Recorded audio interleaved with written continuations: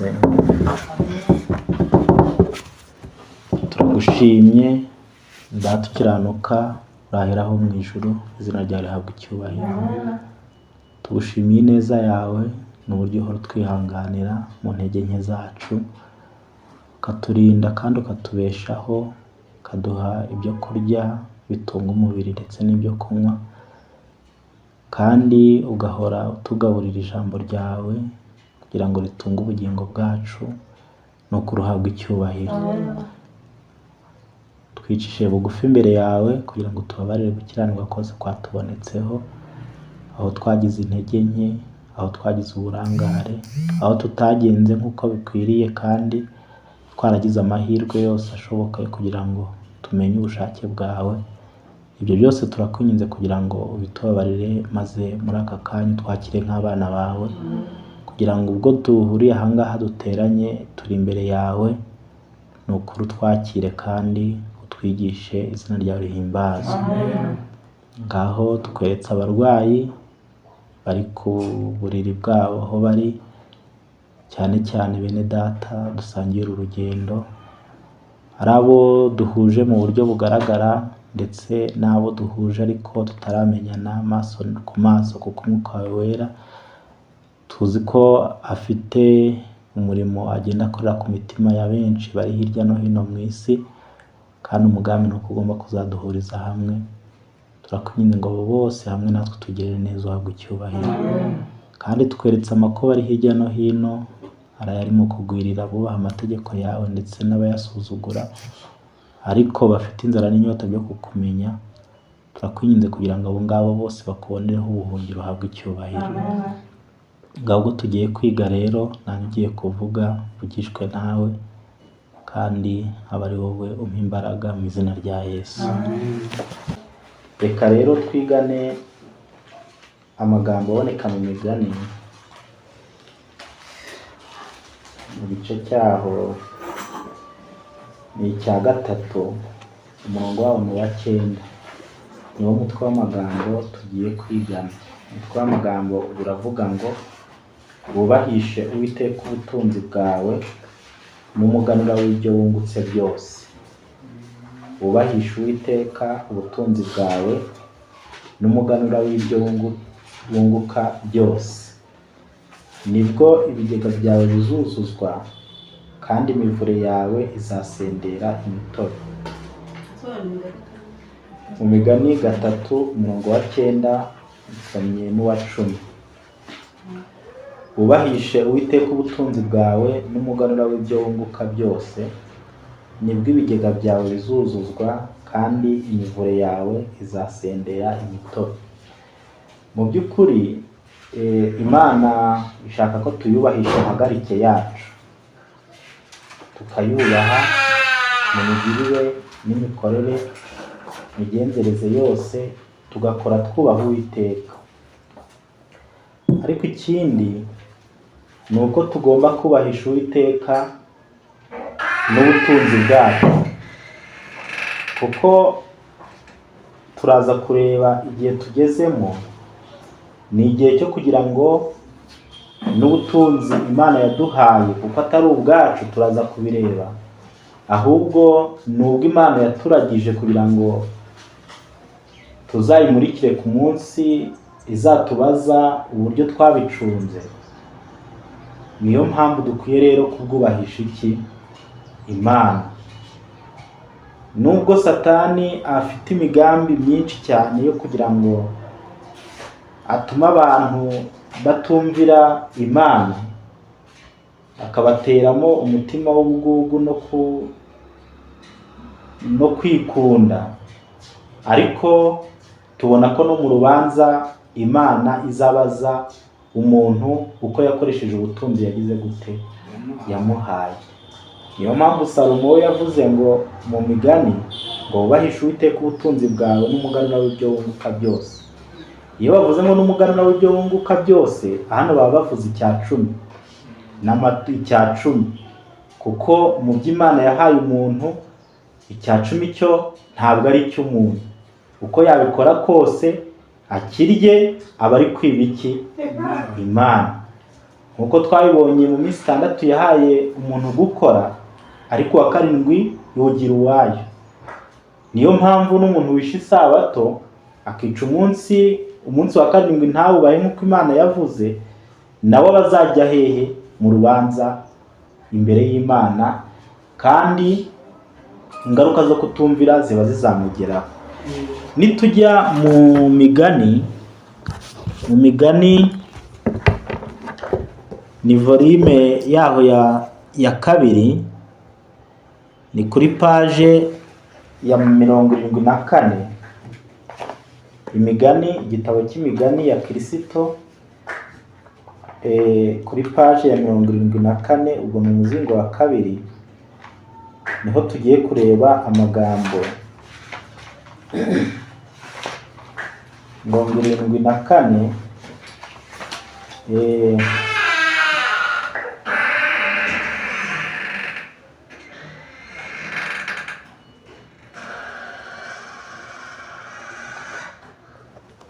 Ni mu cyigisho kivuga guhitamo inshuti nyakuri. Hano baravuze ngo Imana ntiyigeze ivuga ko umuntu umwe agomba kugira ibimusagutse ngo abikoreshe iby'ubwirasi, kandi hariho abatakishwa no kutagira icyo barya. Ibirenze ibyo dukeneye mu mibereho yacu, twabiherewe guhesha abandi umugisha. Turajyanye ku ipaji ya 74. Kanyasubiremo. Imana ntiyigeze ivuga ko umuntu umwe agomba kugira ibimusagutse ngo abikoreshe iby'ubwirasi, kandi hariho abatakishwa no kutagira icyo barya. Ibirenze ibyo dukeneye mu mibereho yacu, twabiherewe guhesha abandi umugisha. Mube abanyabuntu kandi mukunde gutanga. Ubwo mu mugambi w'Imana ntabwo yigeze igambirira ko umuntu azabona ibimaze amakene ye. Muzirikane ko amakene Imana yifuza ko umuntu wese agomba gukemurirwa, ni ukubona ibyo kurya, akabona ibyo kwambara, akabona naho kugira gute? Kurara, kurambika umusaya.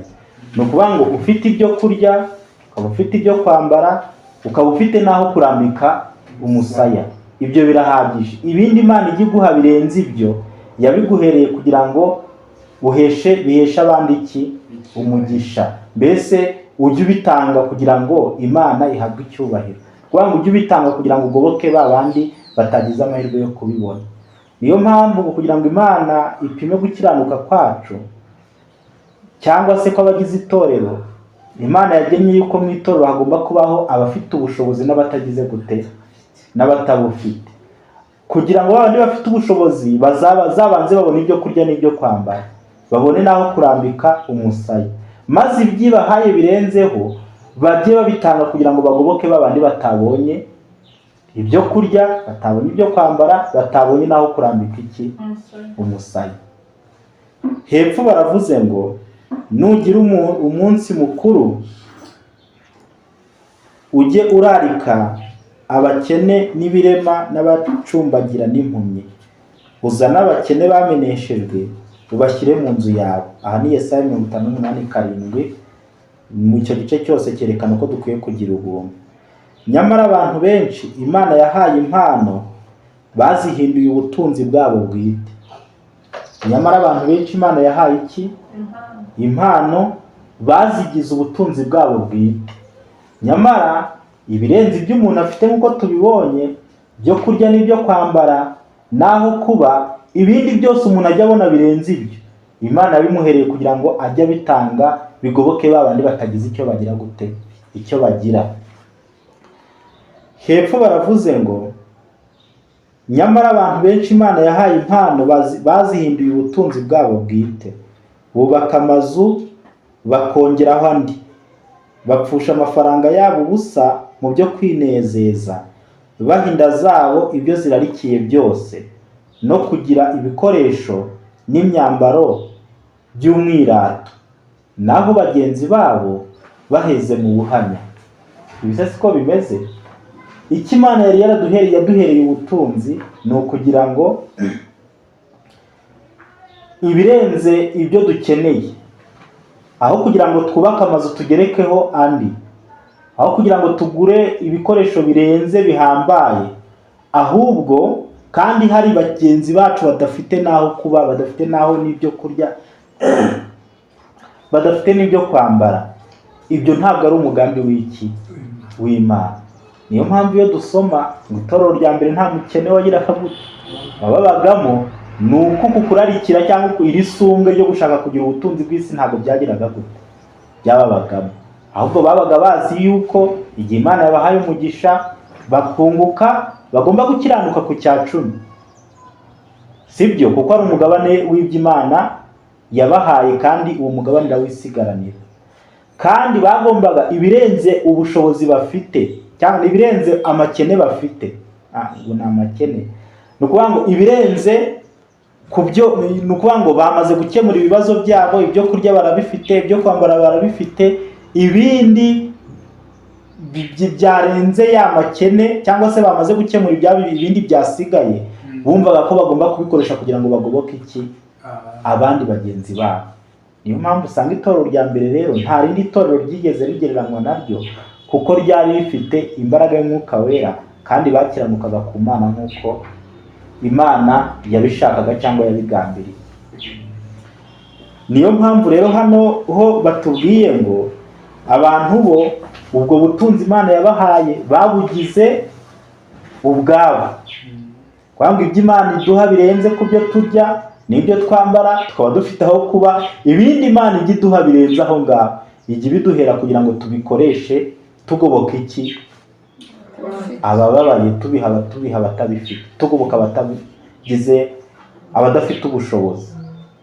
Ni iki Imana yabiduhereye. Ngo ariko abantu aho kugira ngo babikore nk'uko basohoza itegeko ry'Imana nk'uko Imana ishaka, ngo bubaka amazu bakongeraho andi, bagapfusha amafaranga yabo ubusa mu byo kwinezeza, baha inda zabo ibyo zirarikiye byose, no kugura ibikoresho n'imyambaro by'umwirato, kandi bagenzi babo baheze muki, mu buhanya.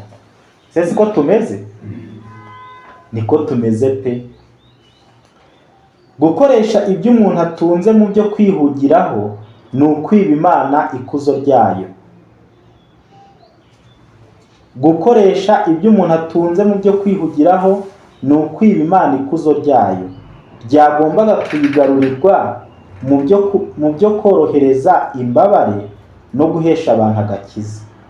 Ubutunzi abantu barundanya ntacyo buzaba bukimaze kuri wa munsi w'urubanza ruheruka. Abapfusha ubusa imibereho yabo mu byo kurundanya ubutunzi bw'isi berekana ko ari abanyabwenge buke kuruta cya gisonga kibi. Umuhanuzi weretswe iby'uwo munsi w'urubanza yaravuze ati, uwo munsi abantu bazajugunya ibishushanyo byabo bisengwa by'ifeza n'iby'izahabu byacuriwe gusengwa, babijugunyire imbeba n'uducurama. Ni ukuvuga ngo ibi byose umuhanuzi yagiye yerekwa, cyangwa se ibi byose ijambo ry'Imana ritubwira, uko byagenda kose niko bizamera. Namwe nimurebe aho tugeze cyangwa igihe tugezemo, abantu barubaka amazu bakagerekaho andi, abantu bakagura ibinezeza imibiri yabo byose bishoboka, ariko nyamara hari bagenzi babo bari mu buhanya. Ariko ngo bidatinze, mwibuka amagambo twigeze kwiga ari mu nyandiko z'ibanze, ngo ubwo abantu bazaba batagifite umudendezo cyangwa se uburenganzira ku mitungo yabo, kandi bagasabwa kuramya Satani cyangwa gukora ibihuye n'amategeko y'isi birimo no kuruhuka icyumweru, ngo abantu benshi bazaba bararundanyije ubutunzi bwabo, ngo ntibabukoreshe umurimo w'Imana bagirira neza bagenzi babo, ngo ubwo butunzi buzaba nk'umusozi wenda kubagwira, kuko bazabona ko bagomba gukomeza kubaha Imana, ariko babone yuko noneho bagomba no kureka ibyabo kugira ngo n'ubundi bashobore gukomeza kubaha Imana. Ngo ariko kuko bazaba barabigize ibigirwamana, bazemera n'ubundi bifatanye n'ababi kubwo gukunda ubutunzi bwabo.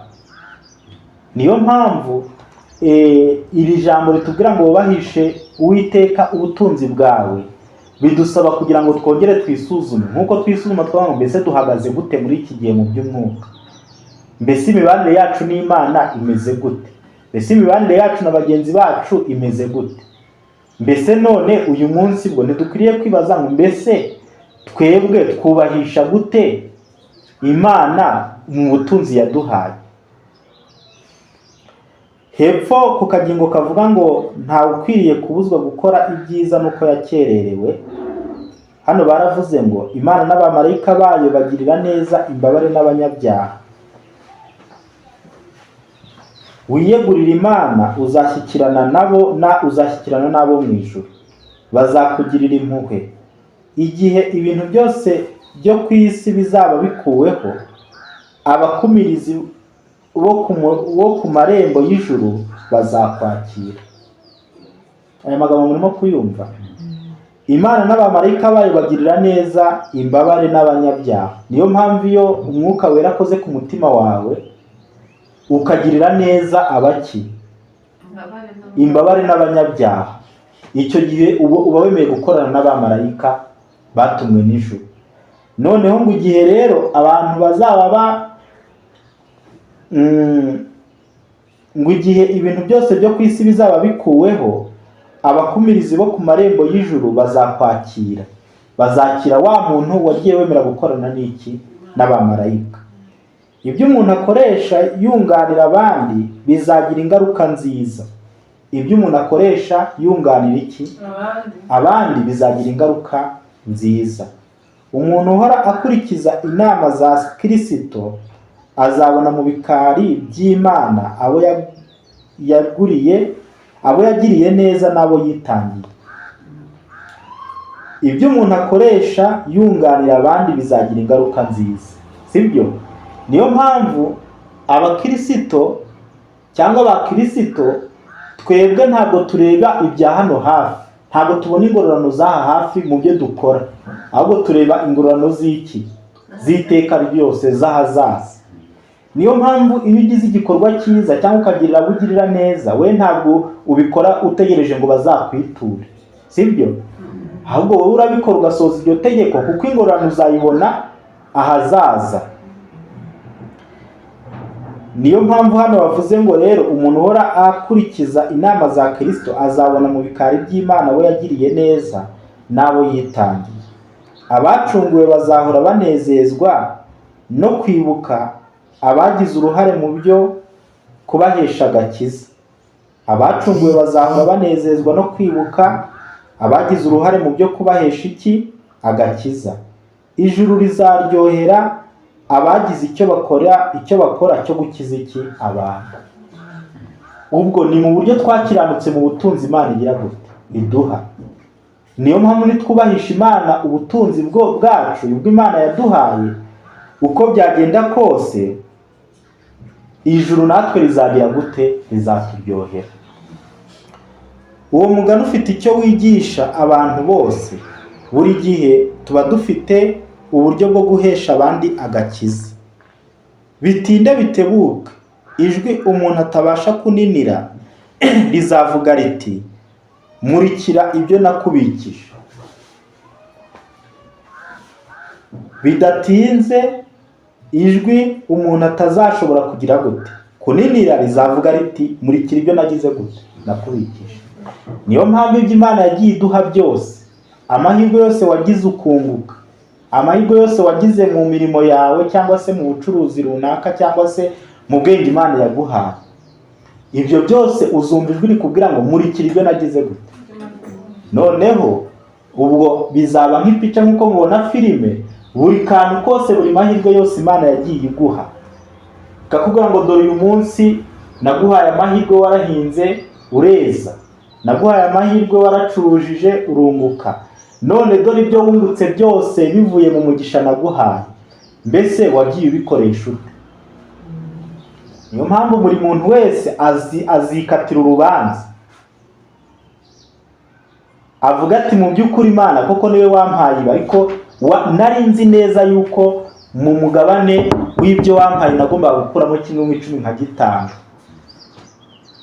kigafasha imbabare kandi kigakora umurimo wo gukiza imitima. ibyo byose buri muntu azajya areba buri kantu kose yagiye akora, maze abone neza yuko umutungo Imana yamuhaye atigeze awukoresha nk'uko Imana yagize gute yawumuhaye. Ngo rero iryo jwi nta muntu n'umwe wo ku isi uzagira gute uzarininira. Niyo mpamvu dukwiriye kubahisha Imana ibyo yagize gute yaduhaye. Suzuma witonze. Ku ruhande rumwe rw'umunzani ushyireho Yesu nawe yacunguye, ku rundi ruhande ushyireho iby'isi ikuruza abantu. Nanone ku rundi ruhande rumwe ushyireho igihombo cyo kubura umutima wawe n'iyabo wari guhesha agakiza. Noneho ubwo aya magambo ari kutwereka uko dukwiriye kwisuzuma. Noneho ni uburyo buri wese wakwisuzuma wowe cyangwa nanjye nagira gute nakwisuzuma. Ngaho fata umunzani, ku ruhande rumwe ushyireho Kristo nawe yacunguye, urebe uburyo ukunda Kristo nawe yagize gute yacunguye. Ku rundi ruhande ushyireho iby'isi ikuruza abantu, bya binezeza by'isi, maze urebe aho ujya ushora umutungo wawe. Ubwo buri muntu wese ashatse ntiyabisuzuma. Nta muntu n'umwe utakwisuzuma cyangwa utakwishyira kuri uyu munzani kugira ngo amenye ngo burya mfite amahirwe yo kuzanezezwa no kuba mu ijuru, cyangwa se n'iryo juru ntabyo nzabona. Hepfo baravuze ngo ku rundi ruhande uhashyira iby'isi ikuruza abantu. Reka ngere hepfo. Nanone ku ruhande rumwe ushyireho igihombo cyo kubura umutima wawe n'ibyabo wari guhesha agakiza. Ku rundi ruhande ku bwawe no ku bwabo uhashyire ubugingo bungana n'ubw'Imana. Ibi bintu bibiri uramutse ubipimye wamenya uko uhagaze mu gihe nk'iki ngiki. Niba uri mu ruhande rw'Imana cyangwa se uri mu ruhande rw'ab'isi bazabura ubugingo buhoraho. Nimusinzire ndaza kubabaza. Turajyana kuko turimo turiga. Mbese umuntu byamumarira iki gutunga ibyo mu isi yose, ibyo mu isi byose, ariko akanyaga ubugingo buhoraho? Hari icyo byamara? Ngaho tujyanirane. Ibyanditswe bitweretse uwuhe munzani dukwiye gupimiraho kugira ngo tumenye. Nimumbwire ibintu tumaze gusoma bikwiriye gupima, kugira ngo buri wese noneho yumve ko agomba kujya bishyira ku munzani. Umunzani wa mbere uzashyirwaho iki?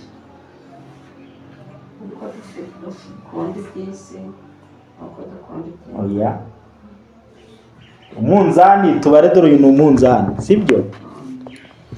Uyu ni umunzani tubare, wenda ko hano hagati agize ya munzani si bihagaze hagati. Hano uzahashyira iki? Hano uzahashyira iki? Ngaho hano tubanze tuhashyira iki? Yes. Uko twabisomera. Oya da. Ntabwo twamenya kubikurikiranya, ahubwo buri muntu aravuga icyo. Oya, ntabwo ari ukuvuga ngo tumenye kubikurikiranya, ahubwo uko twabisomye ni ukugira ngo dukanguke, sibyo? Hano baravuze ngo ku munzani ku ruhande rumwe uzashyiraho Kristo n'abo yapfiriye, sibyo? Ku rundi ruhande ushyireho iby'isi idusaba. Iby'isi dusaba ni kwa kwikunda. Nanjye nzubaka inzu 2 cyangwa 3, sibyo? Nzagura intebe n'ibikoresho bihenze byo mu nzu, nzagura ibi n'ibi byose si iby'isi dusaba. Noneho fata abo Kristo nawe yapfiriye, bigusaba kugira ngo wihe Kristo n'ibyawe byose, kandi muri uko kumwiha harimo kumwubahisha ubutunzi bwawe Imana, ubutunzi yaguhaye, kuko nibwo yaguhaye. Ntabwo Kristo yaduhaye ubutunzi kugira ngo tubinezeze, tunezeze irari ryacu n'iby'isi dusaba, ahubwo yabiduhereye kugira ngo tubimwubahishe dukiranuka mu byo yaduhaye, ndetse tunabitanga kugira ngo bikize imitima yabo yagize gute yapfiriye. Ku rundi ruhande noneho hashyire n'iby'isi dusaba. Mbese nihe nshora umutungo wanjye mwinshi? Ubwo ntibikumvikana. None ngaho buri wese rero niyusuzume ku giti cyawe, kuko tubonye yuko ku rubanza hari ijwi ngo rikomeye rizavuga ngo murikira ibyo nagize gute nakuragije. kandi iryo jwi umuntu wese azaryumva. None ngaho isuzume ngo mbese ubutunzi koko mfite ni Imana yabumpaye. Tangira ushyire ku munzani ubwo Kristo nabo yapfiriye, mbese njya nshoramo umutungo ungana iki? Ntabwo n'ubundi bivuze ngo ni mu gisubizo, ahubwo buri wese yibaza. Ni ukwibaza. Noneho ku rundi ruhande urebe iby'isi gusaba, urebe ibyo wamaze kugeraho, ubigereranye n'ibyo watanze. Urwa ngo niba wenda tubare ushobora kuba ngo mu myaka 5 wungutse miliyoni, sibyo? Iyi miliyoni nayikoresheje iki? Umugabane munini naba narawutanze mu bo Kristo yapfiriye? Ese naba narawutanze mu byo kwinezeza? Nawe ushyire hehe? Ku munzani. Niho uzamenya ngo mbese nanjye koko mfite urugendo rujya mu ijuru, cyangwa nanjye nzaba nk'abisi n'ubundi nk'abandi bose bazabura ubugingo buhoraho. Uwo ni umunzani wa mbere. Uwa kabiri nawo bavuze ngo dupime iki? Ubwo hari ibintu bibiri bigomba gupima. Ahandi bavuze ngo dupime iki? Ninde wabyibuka ngo bitubwiye?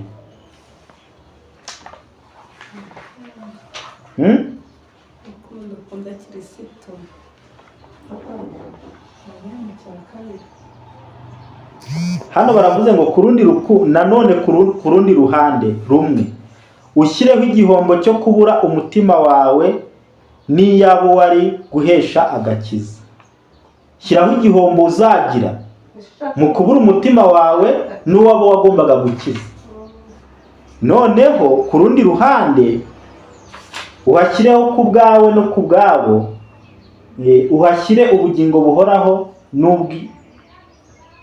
n'ubw'Imana. Ni ukuvuga ngo shyira igihombo uzagira bitewe n'uko ku ruhande rumwe n'ubundi wagize gute, umutungo wawe wawutanze mu byo kwinezeza, ubwo uzabura ubugingo buhoraho. Urebe noneho niba waraneguriye Kristo ubutunzi bwawe ndetse nawe yapfiye, urebe n'inyungu uzagira. Nurangiza ugeranye ibyo bintu bibiri, mbese ni iki nkwiye guhitamo? Ibyo kwinezeza byawe utanga uyu munsi bizasoza n'ubundi ubugize ubugingo buhoraho, kandi n'abandi bagombaga kuba waratanze ubwo butunzi ngo bakire nabo bakazarimbuka. Kizaba ari igihombo gikomeye. Ku rundi ruhande nanone umenye ngo nindamuka nitanze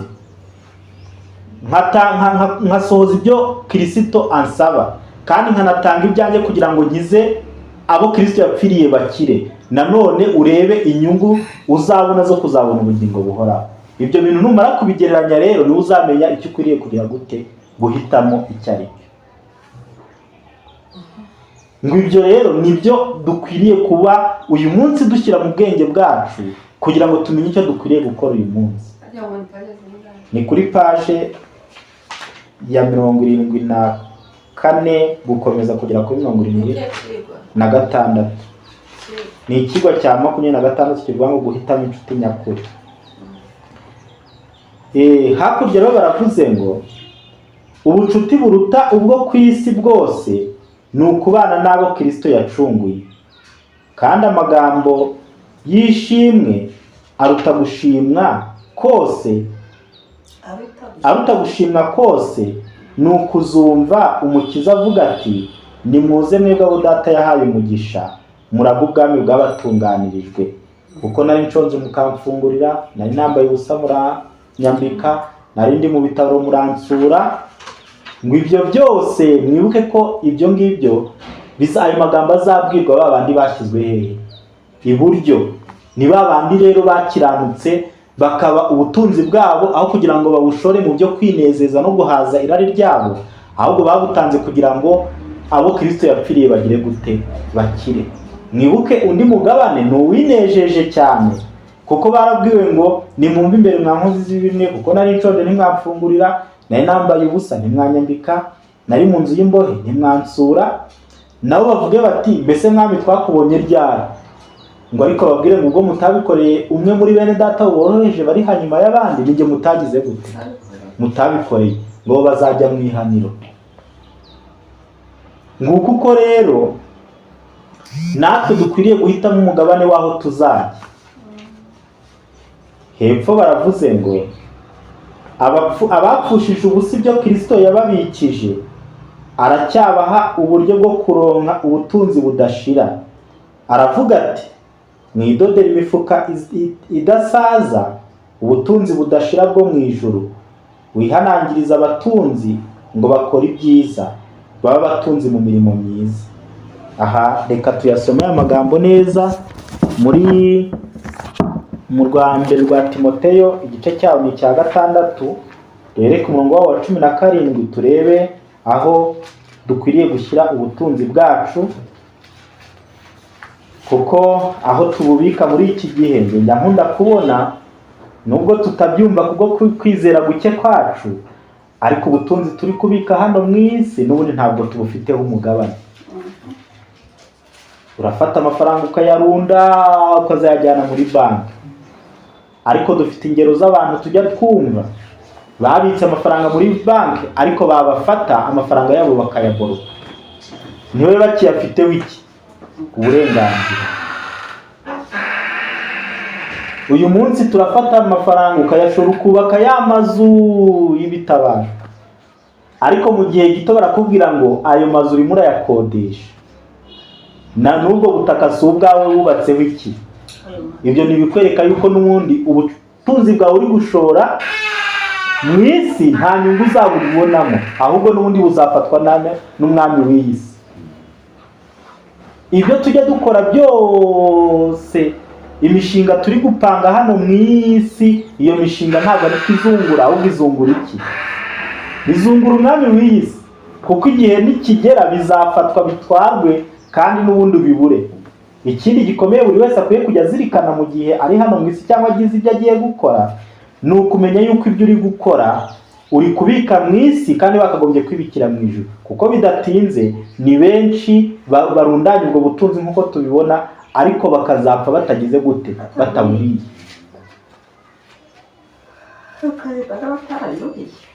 Ngaho reka tuyobore twebwe aho dukwiye kwibikira ubutunzi bwacu. Nababwiye muri Timoteyo, urwandiko rwa mbere rwa Timoteyo 6:17. Hano Pawulo yanditse nawe atanga imiburo, aravuga ngo wihanangiriza abatunzi bo mu by'iki gihe kugira ngo be uyajyana. Twashyizemo umuntu se uyajyana. Wihanangiriza abatunzi mu by'iki gihe kugira ngo be kwibona cyangwa kwiringira ubutunzi butari ubwo kwizigirwa, ahubwo biringira Imana iduha byose itimana ngo tubinezererwe, kandi bakore ibyiza, baba batunzi ku mirimo myiza, babe abanyabuntu bakunda gutanga, bibikire ubutunzi buzaba urufatiro rwiza mu gihe kizaza, kugira ngo babone uko basingira ubugingo buhoraho. Aba batunzi n'abafite ubutunzi basabwa kugira ngo babushore mu mirimo myiza, nibwo bazaba barimo kwibikira ubutunzi mu bwami bwo mu ijuru. Bibikira ubutunzi buzaba urufatiro rwiza mu gihe kizaza, kugira ngo babone uko basingira ubugingo nyakuri. Niyo mpamvu ijambo ry'Imana rituburira yuko twebwe dukwiriye kubika ubutunzi bwacu mu ijuru. Tubika mu ijuru rero iyo tugirira kugirira ba bandi bababaye bari hanyuma y'abandi muri twe, tuba turimo kwibikira ubutunzi bwacu hehe? Mu ijuru, aho inyenzi n'ingese zitazaburya. Mubitse ubutunzi bwanyu ku ntebe y'ubwami y'Imana, murebe ko mufite umugabane ku butunzi bw'akataraboneka bwa Kristo. Aya magambo rero atwereka yuko dukwiriye kwisuzuma, kuko ubu Kristo ntabwo dukwiriye kubugira muri bwa buryo bwo gutwarwa gusa kw'amadini y'ibinyoma, ahubwo naho buri muntu wese agomba kwisuzuma akareba uko ahagaze mu butunzi Imana yagize gute, yamuhaye. Iyo dusoma uko itorero rya mbere ryakoraga mu gitabo cy'ibyakozwe n'intumwa muri Bibiliya, mu byakozwe n'intumwa, reka dufate urugero kuri aba bakristo ba mbere dukura icyitegererezo mu itorero ry'intumwa. Turajya mu Bakorinto ni urwa kabiri rw'Abakorinto mu gice cyawo cya 8. Aba bakirisito bakiranukaga mu butunzi Imana yabahaye. Urwa kabiri rw'Abakorinto igice cyawo cya 8. Aba bakirisito ba mbere bakiranukaga mu by'Imana yabahaye. Bari bazi gukiranuka mu cya 10 n'amaturo. Ibyo ntabwo bari bakibyigishwa, ahubwo barabitangaga. Noneho ibyo mu gitabo cy'ibyakozwe n'aho basobanura iyi mirongo, batangaga ibyabo bigatuma n'ubutumwa burushaho kugira gute kwamamara. Ariko igihe kiza kugera, noneho habaho gahunda yahoragaho nimukurikirana mu gitabo cy'umwuka w'ubuhanuzi, umurimo wo guhora bakenura abera babarimo cyangwa abakristo bakene. Ngo ariko ibyo Imana yabikoreye kugira ngo Imana ikomeze igwize ubuntu bwayo muri bo, bajye bahora bagira ubuntu.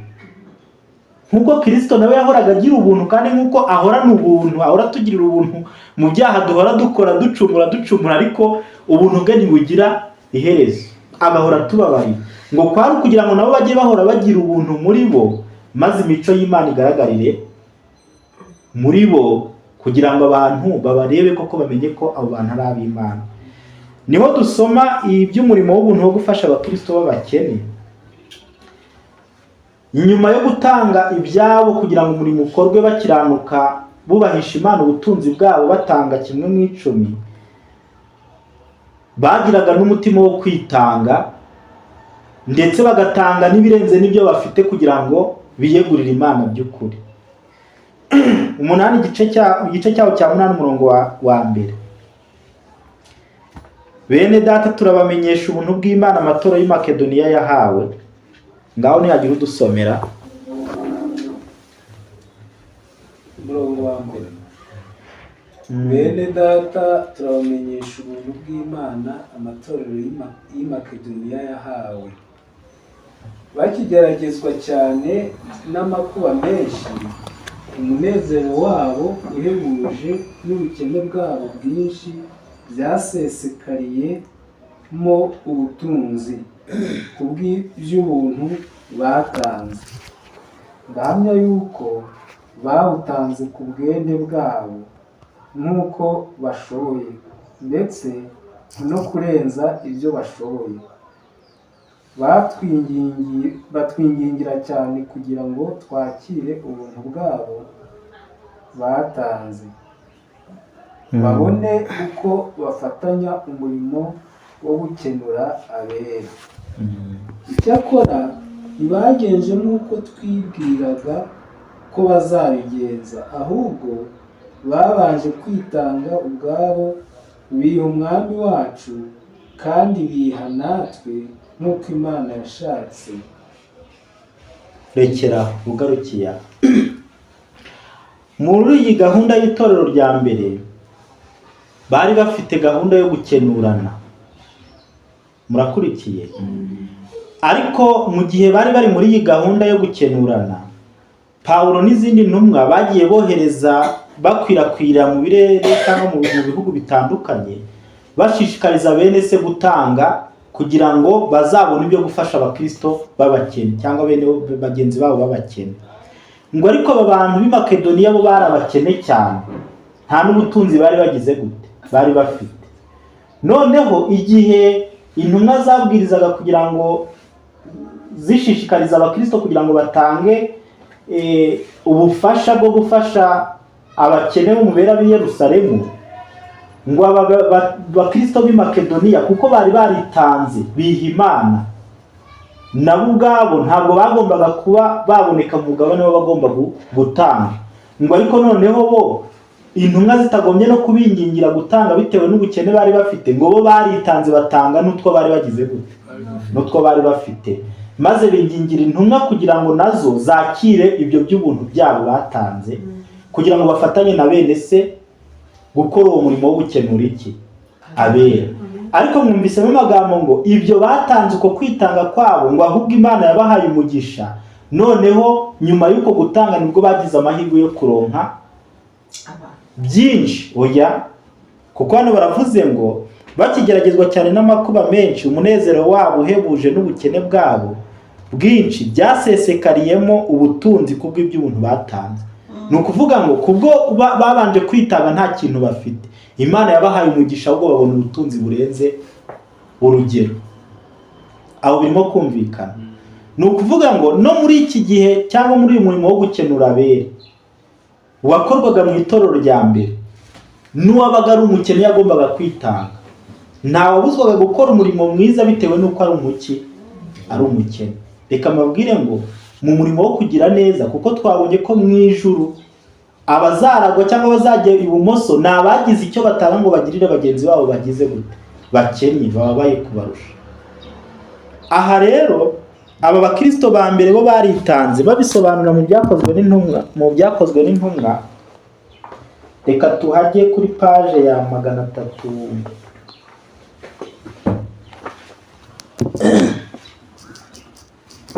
Mu byakozwe n'intumwa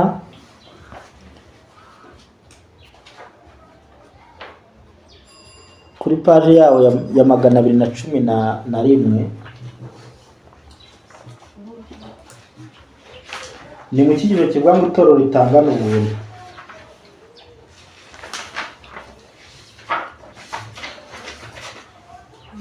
Reka mpere na 12. Baravuze ngo hafi y'abizera bose b'i Makedoniya bari abakene mu butunzi bw'isi. Ubwo muri iyi gahunda yo gukenurana ntabwo hasi, nubwo bamwe abantu bose babaga bakennye, ariko iyo bavugaga bati bariya nibo bakennye nibo tugiye gufasha, naba bandi bakennye bahandi baremeraga bakagira gute bakigoma. Hano baravuze ngo hafi y'abizera bose b'i Makedoniya bari abakene mu butunzi bw'isi, nyamara imitima yabo yari yuzuye gukunda Imana n'ukuri kwayo, kandi mu gushyigikira ubutumwa bwiza batangaga bishimye. Aya magambo ndayasubiramo. Reba ahagana hakurya wenda gusoza icyo kintu, urebe kuri page ibanziriza iheruka. Habanza havuga ngo papa mu Rwanda wari kuri page 212. Reba ahantu paragrafi gutangizwa na hafi y'abizera bose mu Makedoniya.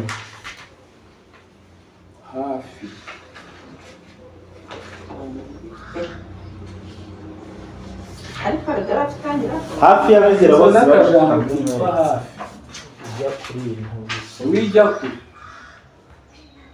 hafi y'abizera bose kuri page 199.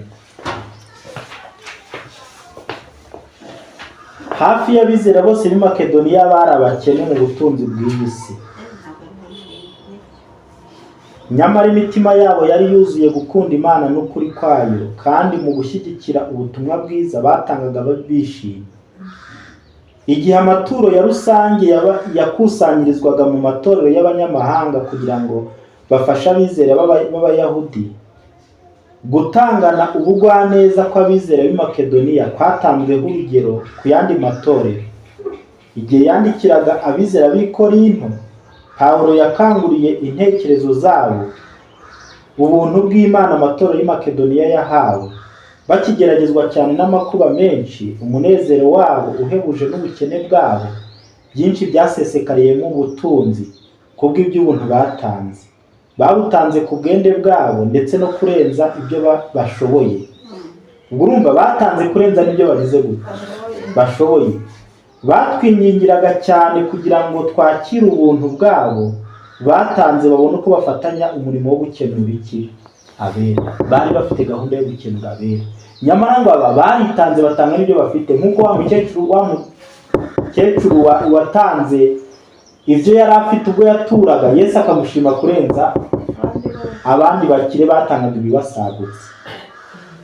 Ubwo bushake bwo kwitanga abizera b'i Makedoniya bagaragaje bwaje ari ingaruka yo kwitanga kwabo n'umutima wose. Bayobowe n'umwuka w'Imana babanza kwitanga ubwabo biha umwami, maze hanyuma bagize ubushake bwo gufata ku butunzi bwabo batangana umutima ukunze, bashyigikira ubutumwa bwiza. Ntabwo byari ngombwa kubahatira gutanga, ahubwo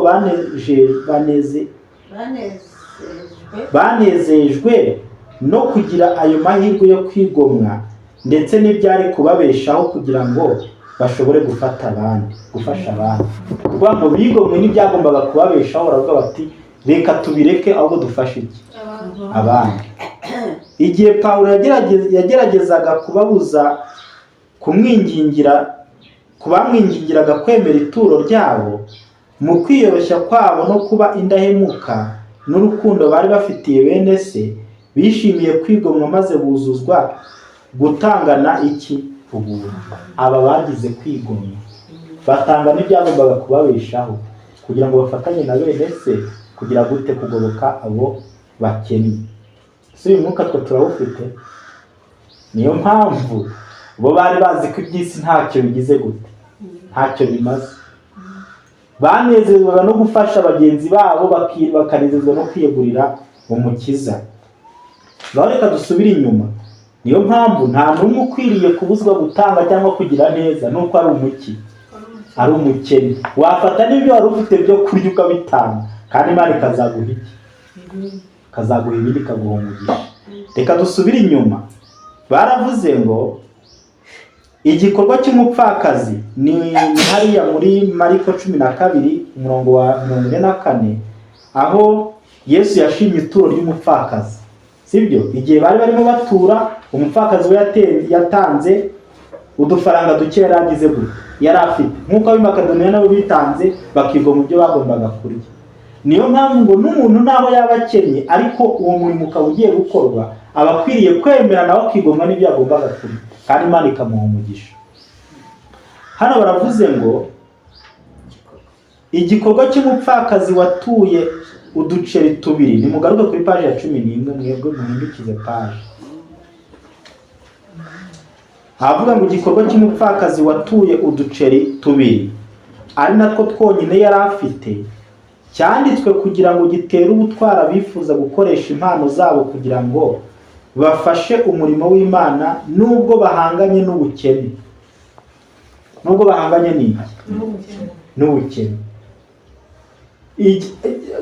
Ari amateka cyangwa se ari kiriya gitekerezo cy'uriya mupfakazi watanze n'utwo yari afite, byandikiwe kugira ngo natwe bitwereke ko nubwo twaba duhanganye n'ubukene, dukwiye kugira icyo dukora kugira ngo umurimo w'Imana ukorwe. Kristo yakanguriye abigishwa be kuzirikana uyu mugore wari waratanze icyo yari atezeho amakiriro. Yahaye agaciro impano y'uwo mugore kurusha amaturo menshi yabo batangaga nta kwigomwa. Niyo mpamvu umuntu ashobora gutanga duke afite, akaba arushije na babandi batanze byinshi, ariko nyamara bibasagutse. Aho turajyaniranye. Niyo mpamvu muri uyu murimo wo gutanga cyangwa wo gufasha, uhabwa umugisha si uwatanze byinshi, sibyo? Ahubwo uhabwa umugisha n'uwatanganye umutima ukunze, kandi bikagaragara ko yigomwe koko. Utamubwire buriya hari umuntu mushobora kuvuga ngo twitanga agatanga 100,000, sibyo? Ariko tigeze nta kwigomwa kurimo. Undi agatanga 1,000 aricyo yari afite. Wenda tubara umuntu yari afite miliyoni 10 ziri no kuri banki adafite icyo arimo kuzikoresha. Abantu bavuga ngo ni mwitanga akitanga 100,000 n'urugero. Cyangwa twe guhanika tubare ufite amafaranga n'ubundi udafite icyo yateganyiriza, warungutse. Bavuze kwitanga utanze 10,000, sibyo? Undi yari afite 1,000 cyo kurya nimugoroba. Bavuze kwitanga nawe agize gute? Abo bantu mu by'ukuri imbere y'Imana batanze ibingana. Utanze byinshi ninde? Nutanze 1,000. Kuko we arigomwa, ariko wa wundi atanze ibyari bigize gute? Byari bisagutse. Rero mu ijuru na wa wundi utanze ibyo yigomwe arushije wa wundi utanze ibyari bimusagutse. Niyo mpamvu Imana idusaba rero ko nubwo umuntu yaba umukene, nawe ntabwo yabura icyo agira gute atanga. Kandi aba bakristo bambere bari bazi ko gutanga guhesha umugisha kuruta guhabwa. Niyo mpamvu iteka bahoraga bifuza gutanga. Hepfo baravuze ngo yahaye agaciro impano y'uwo mugore kurusha amaturo menshi yabo batangaga nta kwigomwa. Mu butunzi bwabo bwinshi bari batanze umugabane mutoya. Kugira ngo atange ituro rye, uyu mupfakazi yigomwe n'ibyagombaga kumubeshaho, yizera ko Imana ariyo izamuha ibyo akeneye. Umukiza yamuvuzeho ati, ndababwira ukuri yuko uriya mupfakazi atuye byinshi kuruta ibyo abandi bose batuye. Muri ubwo buryo Yesu yigishije ko agaciro k'impano katabarirwa mu kuntu ingana, ahubwo gaterwa n'igitanzwe ndetse n'impamvu iteye umuntu kugira gute gutanga. Reka dusubire hejuru ku gika cyabanjirije icyo ngicyo. Ndetse n'abakene bakwiriye kuzanira Imana amaturo yabo. Bagomba kugabana ku buntu bwa Kristo bigomwa kugira ngo bafashe abafite ubukene bwinshi kurusha ubwabo. Ubwo niyo muri iyi gahunda yo gufasha, niyo umuntu yaba akennye nawe agomba kugira gute gutanga kugira ngo nawe agabane ku buntu bwa Kristo. Impano y'umukene, imbuto yo kwiyanga kwe, igera imbere y'Imana nk'umubavu uhumura neza. Buri gikorwa cyose cyo kwitanga gikomeza umwuka wo kugira ubuntu mu mutima w'utanze. Ndayasubiramo. Buri gikorwa cyose cyo kwitanga gikomeza umwuka wo kugira ubuntu mu mutima wo kugira gute uwitanga, umutima w'uwitanze, bigatuma yomatana n'uwari umukire ariko agahinduka umukene ku bwacu, kugira ngo kubw'ubukene bwe duhinduke abakire. Niyo mpamvu umwuka wo kwitanga, umwuka wo kwigomwa niwo dusabwa. Mwibuke Yesaya 58, reka tuhasome urebe imigisha iva mu kwigomwa kugira ngo tugirire abandi neza. Yesaya 58, turahera ku murongo waho. Yesaya 58, reka duhere ku murongo waho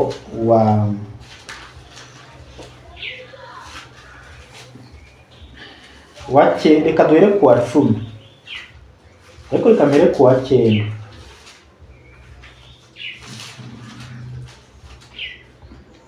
Maze nutabaza Uwiteka azagutabara, nutaka azavuga ati ndi hano. Niwikuramo agahato no gutunga urutoki no kuvuga nabi, ukihotorera umushonji. Ubwo iri jambo nk'uko twarimo tureba kuri uriya mupfakazi, cyangwa se ko twabonaga bariya bakristo b'i Makedoniya, bo barihotoye, sibyo? Barigomwe batanga ibyagombaga kubagirira neza. Ubwo se siko kwihotora? Naha rero baravuze ngo niwihotorera umushonji ugahaza umunyamibabaro, umucyo wawe uzahera kuvire mu mwijima, kandi urwijiji rwawe ruzatambuka abamanywa y'iki gihango. Iyi ni imigisha igomba guherekeza umuntu wihotoye.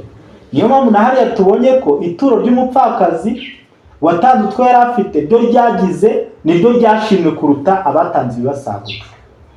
Kandi tubona yuko n'abariya baturage n'abariya bakristo b'i Makedoniya bihotoye, sibyo? Batanga ibyo bari bafite kugira ngo bakenure bene wabo cyangwa bagenzi babo bakennye. Ngo ariko nyuma yawo biza kubaviramo iki? Imigisha ikomeye. Babona ubutunzi babukuye mu kuba barabanje kwitanga, barangiza nabo bagatanga n'iki? N'ibyabo. Naho baravuze ngo nuwihotora umushonji agahaza umunyamibabaro, umucyo uzahera ko uvire mu mwijima, kandi urwijiji ruzatamuruka habe amanywa y'ihangu. Uwiteka azajya kuyobora, azahaza ubugingo bwawe mu bihe by'amapfa, azakomeza amagufa yawe, uzamera nk'urutoki rwuhirwa, kandi uzaba nk'isoko y'amazi idakama. N'abazagukomokaho bazubaka mu matongo ya kera yasenyutse, uzongera gushinga imfatiro zariho ku ngoma nyinshi, kandi uzitwa uwica icyuho, kandi usibura inzira zijya hehe. Aha rero bikerekana ko n'umurimo w'ubugorozi ugomba gukorwa ushingiye aho ngaho. Abantu bagomba gukorera Imana mu gihe giheruka, tubona ko bagomba gukora nk'uko intumwa zakoraga. Niyo mpamvu rero nitugira umwuka nk'uwabo, natwe tuzajya twemera kwitanga.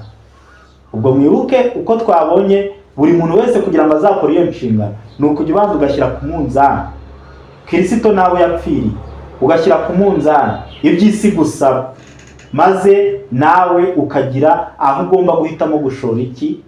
Ubutunzi Imana yaguhaye. Nibwo uzashobora kugira ubuntu nk'aba bakristo b'i Makedoniya. Nibwo uzashobora kugira ubuntu nk'ubwo Kristo yari afite. Nibwo uzashobora kuba kwibikira ubutunzi bwawe mu ijuru, aho n'ingese zitazagira gute? Zitazaburya. Rero reka twigire hepfo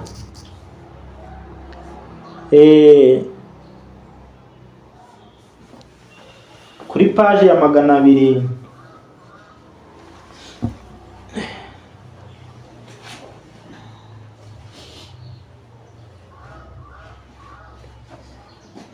tujye kuri paje ya 213.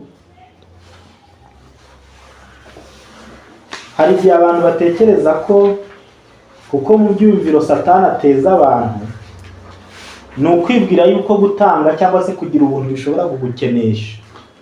Kenshi adushyiramo ibyiyumviro byo kuvuga ngo nintanga utwo nari mfite ejo bundi nkakena aho sinzasabiriza, nintanga nigomwa nkagira ibyo ndekura mu butunzi bwanjye, mbese nge aho sinzaba nk'ababandi njya mbona hariya nabo bagenda basabiriza. Ibyo nibyo Satani ajya ashyira mu mutima w'umuntu wakabakabwe kandi ukumva ko ugomba kwitanga. Ariko gutanga ntabwo bikenesha, ahubwo bizana iki? Umugisha. Tujye kuri paje ya 213. Baravuze ngo kugira ubuntu kutikanyiza kwashyize itorero rya mbere mu byishimo. Kugira ubuntu kutikanyiza kwashyize itorero rya mbere mu ki? Kuko abizera bari bazi ko imihati yabo yafashaga mu gutuma ubutumwa bwiza bugera ku bakiri mu mwijima. Gutangana ubuntu kwabo kwahamije ko bataherewe ubuntu bw'Imana ubusa. Ni iki cyashoboraga gutuma bagira ubwo buntu bwo gutanga uretse kwezwa n'umwuka? Mu maso y'abizera ndetse n'abatizera cyari igitangaza cy'ubuntu. Kugubwa neza mu by'umwuka byomatanye no gutangana ubuntu kwa Kristo. Abayoboke ba Kristo bakwiriye kunezezwa n'amahirwe bafite yo kugaragariza mu mibereho yabo ineza y'umucunguzi wabo. Uko baha Uwiteka bagira icyizere ko ubutunzi bwabo bubanziriza mu bikari by'ijuru. Mbese abantu bashobora gutuma umutungo wabo ugira umutekano, reka bawushyire mu biganza by'uwabambwe. Mbese bashobora kunezezwa n'ubutunzi bwabo, reka babukoreshe mu guhesha imigisha abakene n'abababaye. Mbese bifuza kongera umutungo wabo, reka bumvire icyo ijuru ribategeka riti, wubahishe Uwiteka ubutunzi bwawe n'umuganura w'ibyo wunguka byose, nibwo ibigega byawe bizuzuzwa kandi imivure yawe izasendera imitobe. Reka bifuze kugundira ubutunzi bwabo, reka bifuze kugundira ubutunzi bwabo bitewe n'ubugugu. Ibyo bizaba igihombo cy'iteka ryose. Ubwo abifuza kugundira ubutunzi bwabo bitewe n'ubugugu bizaba igihombo cy'iteka ryose. Nyamara reka umutungo wabo uhabwa Imana, bityo kuva uhabwa ikimenyetso cyayo, bityo kuva ubwo uhabwa ikimenyetso cyayo, ushyirweho ikimenyetso cyo kudahinduka kwayo. Imana iravuga iti, murahirwa mwababiba mu nkuka z'amazi yose mwe, gukomeza gutanga impano z'Imana aho ariho hose mu murimo w'Imana cyangwa gukenura abakene. Ubukene bw'inyokomuntu ntabwo bikenesha. Reka nasubiremo. Gukomeza gutanga impano z'Imana aho ariho hose mu murimo w'Imana cyangwa gukemura ubukene bw'inyokomuntu ntabwo bigira gute.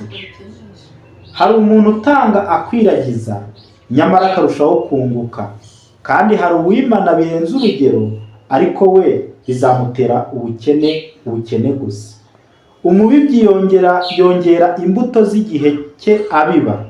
Ni nako bimeze ku bantu b'indahemuka mu gutanga impano z'Imana. Iyo batanga biyongerera imigisha. Imana yatanze isezerano iti, mutange namwe muzahabwa. Urugero rwiza rutsindagiye, rucugushije, rusesekaye nirwo muzagira gute? Muzagererwaho. Reka mbabwire, nk'uko ushobora kuba ufite imbuto yo guhinga ugahera kuri zero, ariko iyo mbuto ukagenda ugahinga umurima ukayitera ntuyisigarize n'iyo kurya, ariko ibyo uhinze Imana ikazabyeza ukazakuramo imifuka cyangwa ibigega, ukazubaka ibigega. Ni nako iyo utanze unahereye ku busa, iyo utanze mbese ukisiga ubusa ukabikiranukamo nk'uko Imana igusaba, ni nako n'ubundi ibigega byawe bigira gute? Byuzura. Erega nuko kwizera kwacu kwabaye guke, ariko nako ntako, ariko iyo aba twakiranukiraga Imana mu byo dusaba ntacyo twazayibura. Reka dufate urugero, twese uko turane twageze mu ntambara, aho watahaga ukagera mu rugo nta n'ikintu n'ikina kimugize gute, uheraho wagira amahirwe wabona umuntu aguhaye imbuto ukagenda ukayihinga mu mezi angahe Imana ikagusha imvura, ukajya kubona ukabona nawe ubutunzi bugize gute, burazamuka. Ni nako iyo turamutse tugize ubuntu nk'uko Imana idusaba, tugatanga ibyacu nk'uko turi mu isezerano ry'Imana nk'uko ibitubwira, mu by'ukuri nta n'ubukene twazagira. Rero nguko uko Imana nayo ishaka ngo tuyubahishe ubutunzi yaduhaye. Naho nitutabikora tuzapfa n'ibyo twari tugize gute, n'ibyo twari dufite, kandi icyo gihe tuzaboroga, tuzarira, kuko tuzaba tutarakiranutse. Ipica izaza imbere yacu tubwirwe ngo ni gute wakoresheje ubutunzi nagize gute, nakuragije. Maze buri wese asuzumwe asange ibyo Imana yagiye imuha yagiye abikoresha mu kwinezeza gusa, nyamara uko kwinezeza kuzaba ari ukw'igihe gito kandi kuzuyemo imiruho n'imibabaro y'iyi si, n'ubundi nta munezero bitanga. Mu gihe twebwe turamutse dukiranukiye Imana twazabaho umunezero w'iteka ringana iki? Iteka ryose. Reka twubahishe Imana rero ubutunzi yagize gute, yaduhaye. Ntabwo tuzigera, nk'uko tubonye amasezerano, ntituzigera tubura ibyo kutubeshaho muri ubu buzima. Ntabwo bikenesha nk'uko Satani atubwira, ntabwo tubura amahirwe. Imana ifite inzira nyinshi izakoresha nk'uko muri Makedoniya byagenze, kandi bagera ku butunzi buruse ubwo bari bafite. Twigira ku musozo, reka twe kumvira inama za Satani, sibyo? Reka twe kumvira inama zandi. Ku munzani tuhashyire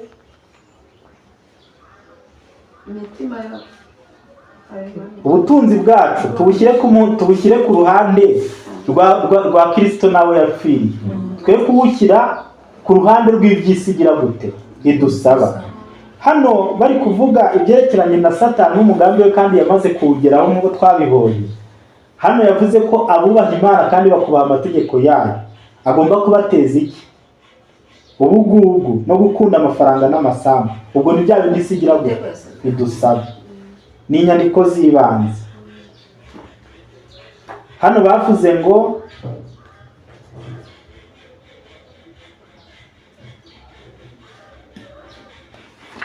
ni kuri paje ya 266, ari nawe yeretswe ngo Satani neretswe Satani ategeka abamarayika be gutega imitego cyane cyane imbere y'abategereje kugaruka kwa Kristo, kandi bitondera amategeko y'Imana, ababwira ko amatoro yasinziriye kandi kugira ngo bayakomeze, ko agiye gukuza imbaraga ze n'ubwinshi bw'ibitangaza by'ibinyoma.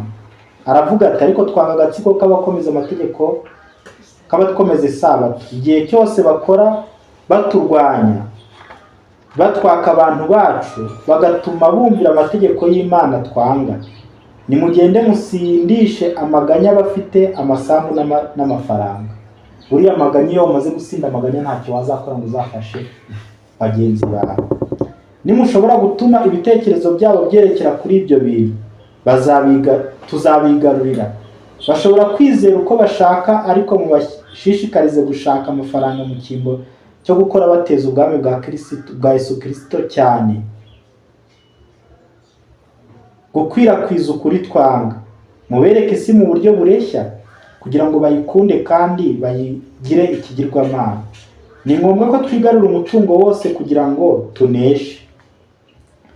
Mu gihe abigishwa ba Kristo bazarushaho kugenda batanga amafaranga kubwo guteza imbere umurimo wayo, ni nako bazarushaho kutugirira nabi, kugirira nabi ubwami bwacu mu gihe batwaka abantu bacu. Igihe batangaza amateraniro mu birere bitandukanye, tuba turi mu kaga. Mube maso, niba bishoboka mutere amacakubiri n'umuvurungano, mutsembeho urukundo rwa kivandimwe, muce intege kandi munanize abagabura babo kuko tubanga. Abafite umutungo mubereke impamvu zigaragara kugira ngo batawutanga ku murimo. Ikibazo cy'amafaranga mugihagarareho, mutume abagabura babo bahora mu bukene no mu mubabaro. Umuhati wabo n'umwete wabo bizacogora. Murwanye buri ntambwe yabo yose, mukore uko bishoboka kose kugira ngo kwifuza no gukunda ubutunzi bw'isi ari byo byigarurira cyane imico yabo. Nibigumya kuba bityo, agakiza n'ubuntu bizirengagizwa. Mubakikize ibibakurura uko bishoboka kose, nta kabuza bazaba bacu. Ikigeretse kuri ibyo, ntituzaba twiringiye kubafata gusa, ahubwo n'icyitegererezo cyabo ntikizaba icyo kuyobora abandi mu ijuru. Igihe umwe muri bo agize igitekerezo cyo kugira icyo atanga, mumutere kwivovota kugira ngo atangane iki ubugugu. Amagambo ateye ubwoba hano baravuze ngo, nabonye Satani ashobora imigambi ye neza. Yabonye Satani ashobora iki? Ngiki cyatumye umurimo w'Imana udindira. Iki cyatumye tudashobora gusubira ku rufatiro rw'intumwa. Nuko Satani n'abamarayika b'imigambi bagambiriye yagezweho. Iyo mpamvu muri twe usanga abantu harimo abakene pe benda no kunogoka, ariko ugasanga abantu ntabwo tugize icyo twitayeho. Ngo ariko uko biri kose, yaba bamenye Imana n'abatarayimenye, buri muntu wese ijambo rivuga ngo murikira uko wakoresheje ubutunzi naguhaye rizamugeraho. Niyo mpamvu ngo igihe Kristo azagaruka, buri muntu wese azatsindwa n'iki? N'urubanza. Ntawe uzarimbuka avuga ngo ndarenganye, reka da. Ahubwo azavuga ati ninjye wagize gute, ninjye wizize. Rero reka muri aka kanya ntabwo turarenga aha, dusaba Imana kugira ngo twongere tugarukire Imana, duhikiranukira mu byo yagize gute, yaduhaye. Kuko iyi si yo iratwoshya kandi iradushuka. Muzarebe abantu bagira ubugugu, n'ubundi nta kibyo batunze bigira gute, bibamarira. Ni benshi bafite ubutunzi, ariko ugasanga umuntu yarumye arangana nk'urushinge, kandi afite ubutunzi arunze hehe mu isi. Benshi no kurya ntibarya ibyo bumva bashaka, imitima yabo ishaka, ngo kugira ngo ya mitungo yabigumeho, kandi bakazapfa bakabisiga bikaribwa n'iki. Ngo uko rero uko Satani yashoboye kubata abantu, ku buryo ubutunzi Imana yagiye iha abantu bagiye bawugira nk'ubugugu, nabo ubwabo ntibigire icyo bibamarira, kandi ntibigire n'icyo bimarira iki abandi. Ariko ibyo byose bigomba kuzagira ingaruka ku iherezo ry'amateka y'isi. Rero reka twebwe dusaba Imana kugira ngo iduhe imbaraga zo gucika Satani, twumvire ijambo ryayo nk'uko ibidusaba. Reka dusoze tureba muri Yohana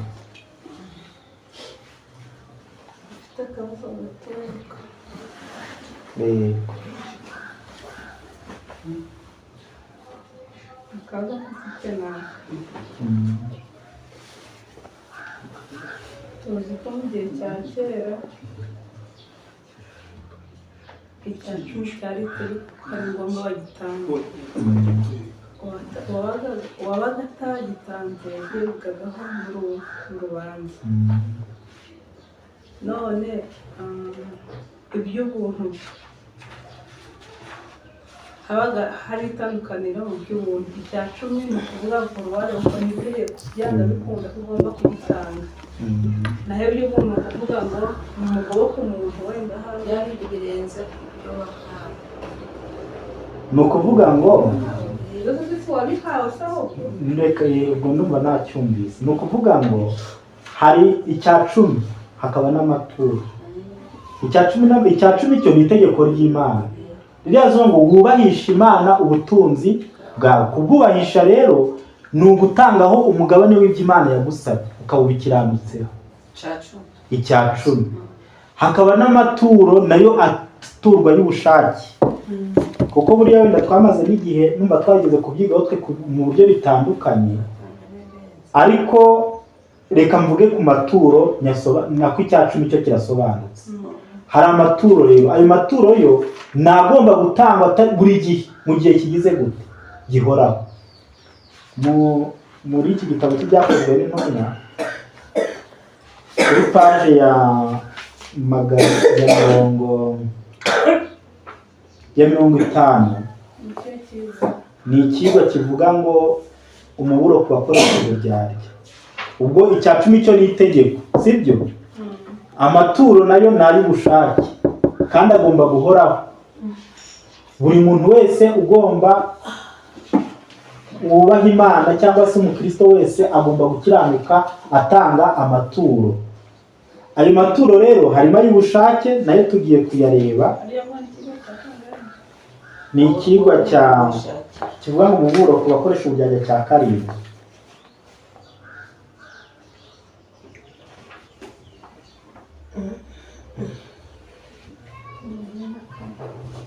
Imana yatumye kwamamaza ubutumwa bwiza bigerwaho bishingiye ku mihate n'impano y'abantu bayo.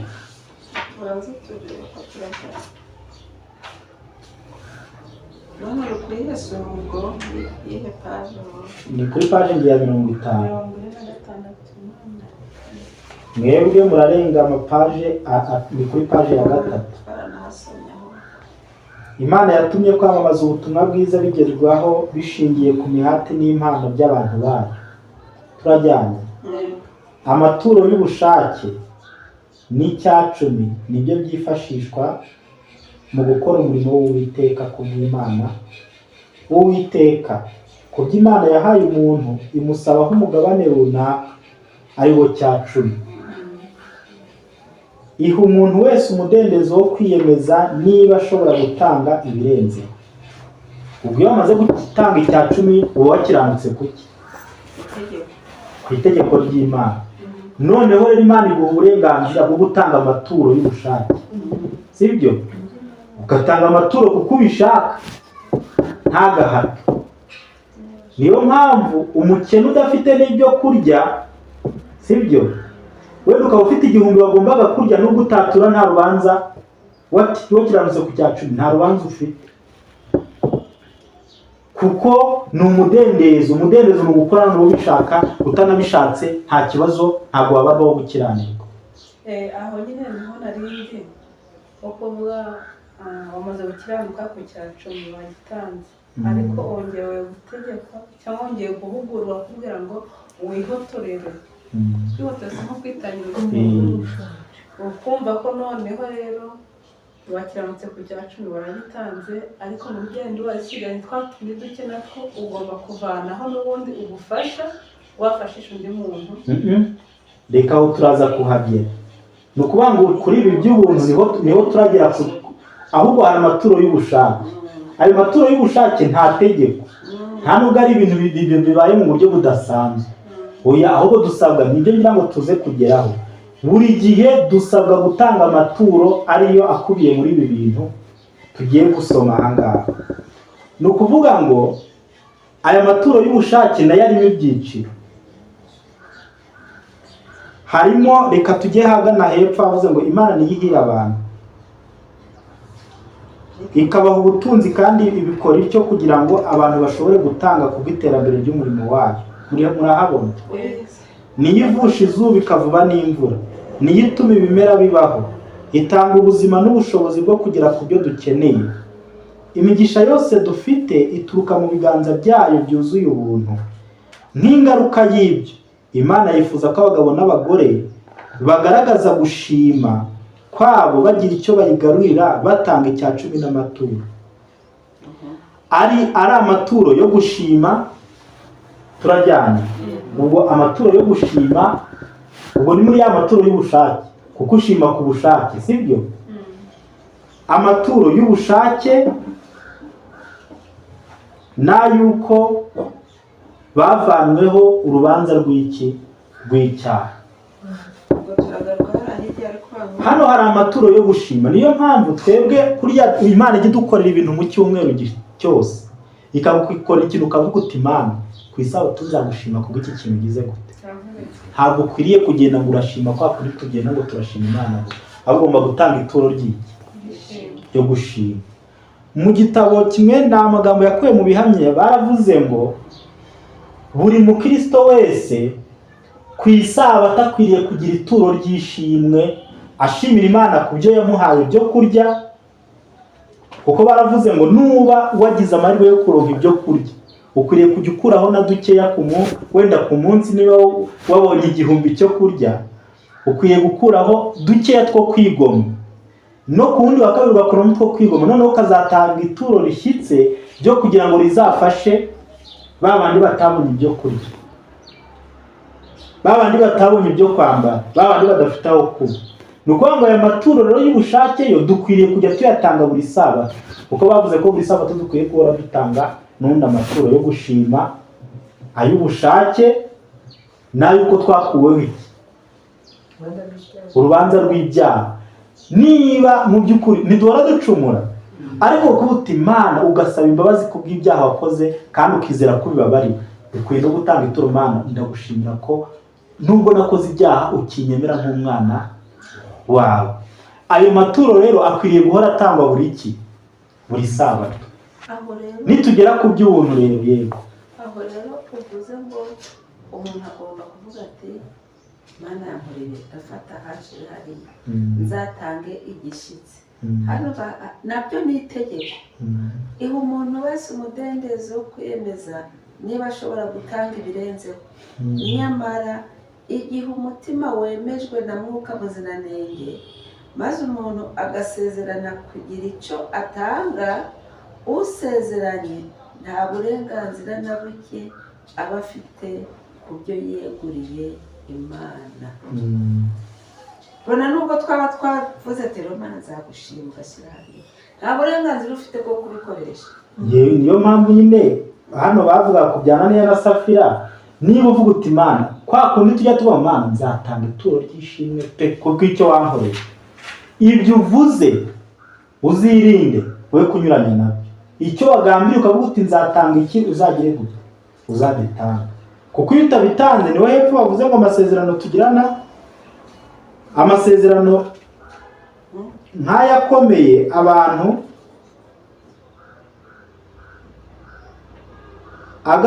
amasezerano nk'ayo akorewe abantu agaragara nk'adakuka.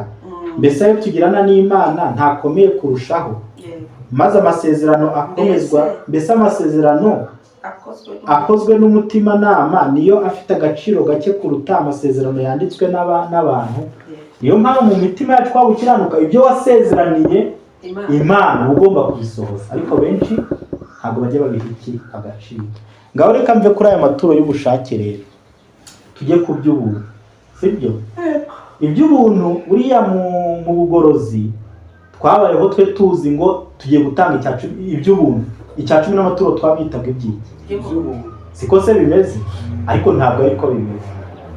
Ibyo bintu byose biratandukanye. 10 hari n'iby'ubuntu twatangiye tuzi ko umugabane w'icya 10 n'amaturo kiba ari amagambo asomye mu y'abayani b'itorero rya Tesalonike byashimwe.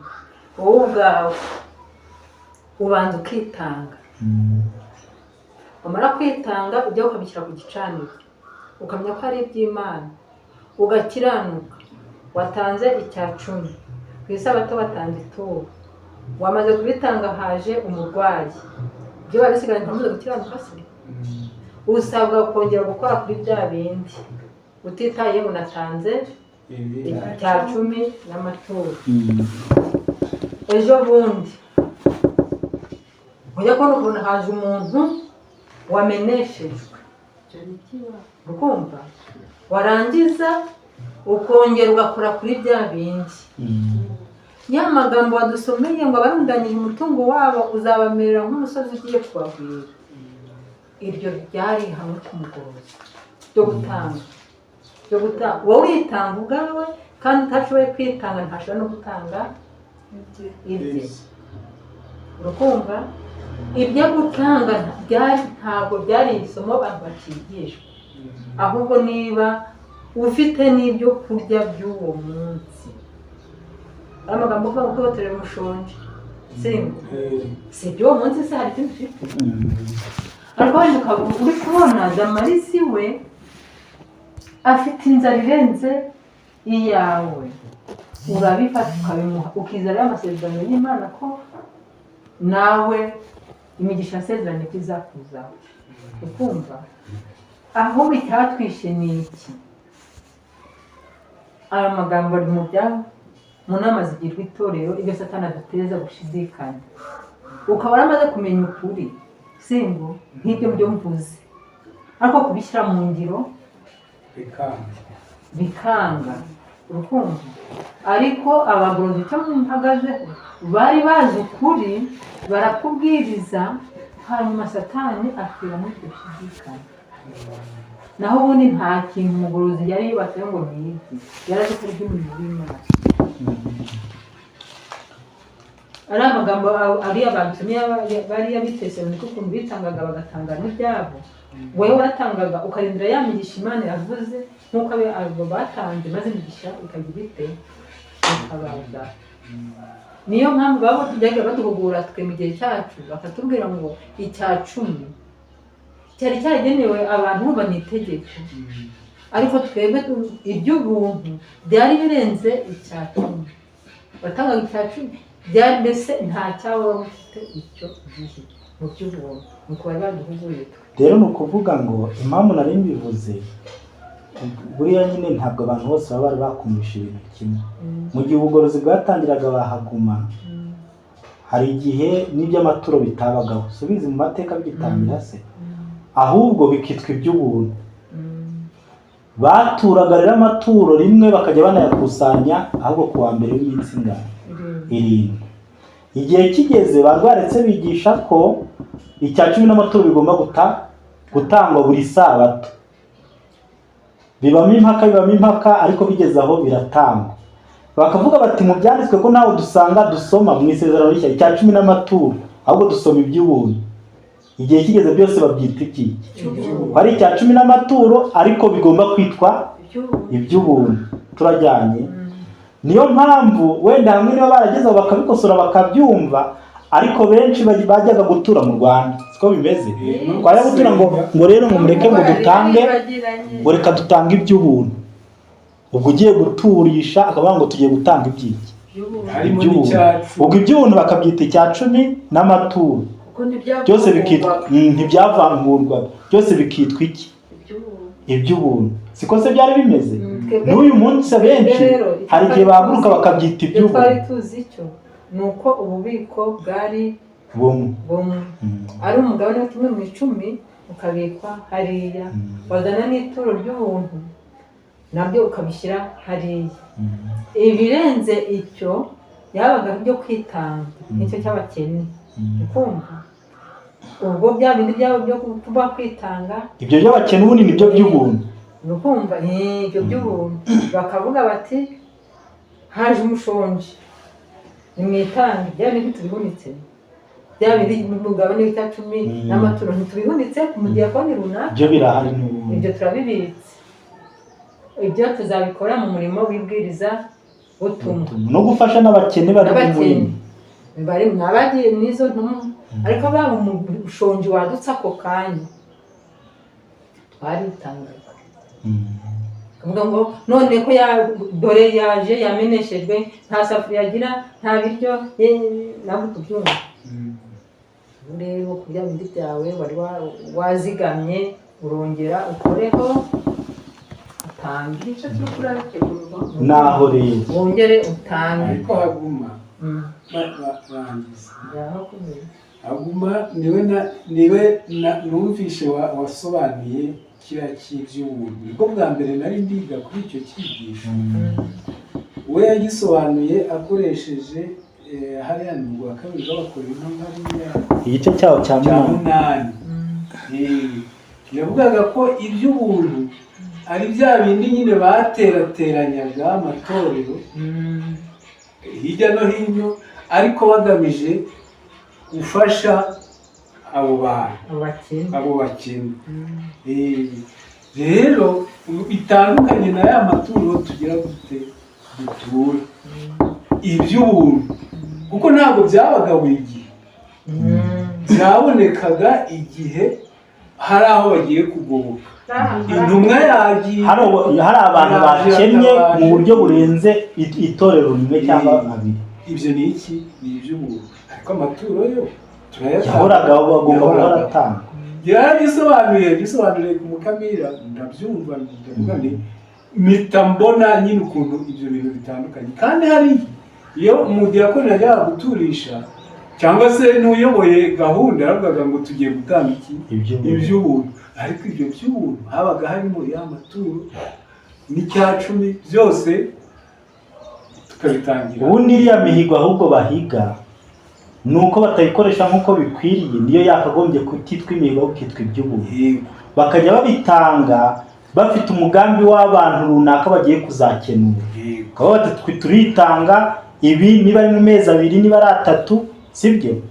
Twitanga kuko inuzi iby'ubuntu byo byatangwa ntabwo byatangwaga ako kanya, turabisoma wenda. Ahubwo baravuga bati uyu mwaka turatanga iby'ubuntu bizajya gufasha bene data bibunaka.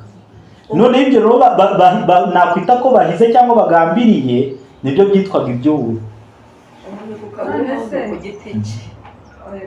Cyaje gushimirira Imana. Doyo ni iby'ubuntu bitanze ku giti cyabo. Nyine twarabikoraga ariko sinikwibuka ahantu badusubira amagambo. Baratubwiraga niyo waga uhize, jyewe nkahiga umuhigo y'ikintu nzatanga, urangiza noneho ayo masezerano sinyagezeho nyitange, nshobora kukibura cyangwa ngapfa. Wowe nk'umugabo ugasigara ufite iryo deni kugira ngo uzahigura uwo muhigo kugira ngo utazagirwaho n'urubanza. Niko batubwiraga, batwigishaga. Aho twaba tugiye muri gahunda y'imihigo, wakibuze ugenda ubabwire icyatumye ukibura baguhigurire. Ibyo byabaga bijyananye na ya mihigo bashyizeho, ariko twebwe umuhigo ibyo yari kuvuga ni igihe bino twari intare yari yateranye, twari twateranye karahawe ntabwo bari twigisha no Nyamitabo. N'inyamitabu yaje kuduhugura ibyerekeranye n'imihigo. Nyine ubu twebwe iby'imihigo nta kumva ko tutamenya, ahubwo turi mu gice cya cy'ubuntu n'ibindi. Bo baratubwiraga ngo niyo upfuye utari wahigura, itorero rizakwishyurira. Dore ko bihamye bakabisoma. ntabwo bavugaga itorero, ahubwo berekanaga yuko muri Bibiliya birimo, ariko ubwo twaba tugiye guta icyerekezo. n'ahantu babidusomeraga dufite icyerekezo n'abana kindi, ariko ni ukuvuga ngo hari ibintu abantu bajya bahimba rega cyane na bya bindi by'ibitabo by'ibihamya tujya dukoresha mu buryo babaye nawe babivugaga, urumva? Cyangwa se wanifashisha ya somo dusomye mu byakozwe n'intumwa, havuga ngo niba amasezerano tugirana n'abantu yubahirizwa, ni gute yo tugirana n'Imana yadakwiye guhabwa agaciro? None se Ananiya na Safira habwo ibyo bari bahize babihiguye? Oya. None se ubwo intumwa zasigaye ziri kubishaka ngo zibishyire? None hari ibyo dusoma? Oya. Rero biriya byo hari ibintu nyine bagenda bagoreka. N'imihigo uko bayisobanura birangije nuko Imana yabivuze, kuko umuntu ahiga bitewe n'impamvu n'ikibazo runaka yahuye nayo. Ni rero babigize ihame. none ngiye nkagaruka nkibaza, none umuhigo n'ituro ryo gushima bitandukaniye. Umuntu avuga ngo Mana ugize iki nzatuma ituro ryo gushima. Umuhigo wo ntabwo ari itegeko ry'itorero. Oya, ndi kwibaza nyine wowe ufite ikibazo runaka cyangwa ukabona Imana igukijije ikintu runaka, ukavuga ngo ikintu runaka Imana inkoreye nanjye nzatura ituro ryo gushima.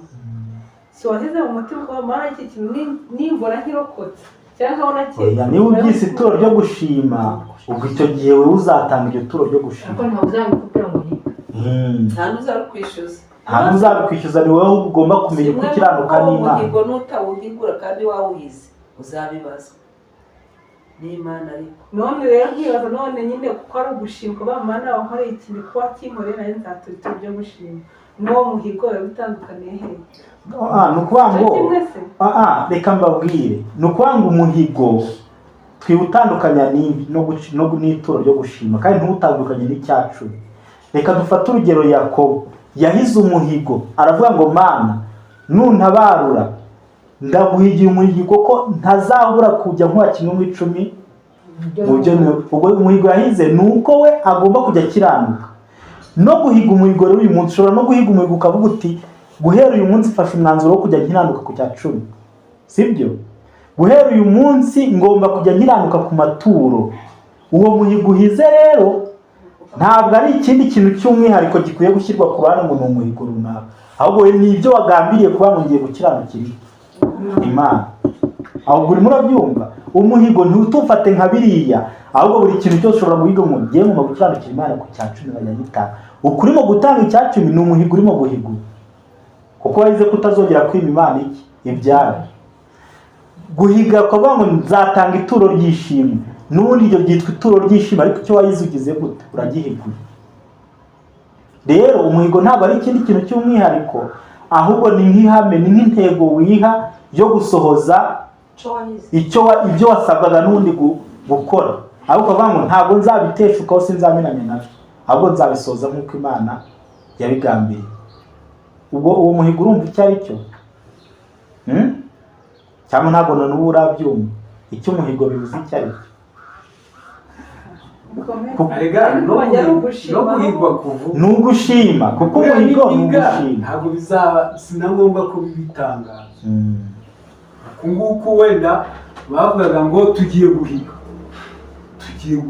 nese iya mihigo ye ni nk'iyabo mu isi, kuko bana bikopeye muri leta. Ubu nge nahigira Imana icyo nzagira tuzakora, icyo nzakora, ubwo ni ngewe n'Imana. Mbese uzaza kuguha icyo utahawe kw'iburyo kuzatanga uko bimose niko biri. Rero biriya bashyiragaho itangazo ngo tugeze mu kwezi ko guhiga. Erega reka mbabwire, ijambo guhiga wenda byumve ni nko kumaramaza kuzasohoza ibyo wagambiriye. Guhiga ni ukumaramaza kuzasohoza ibyo wagize gute, wagambiriye cyangwa wasezeranye.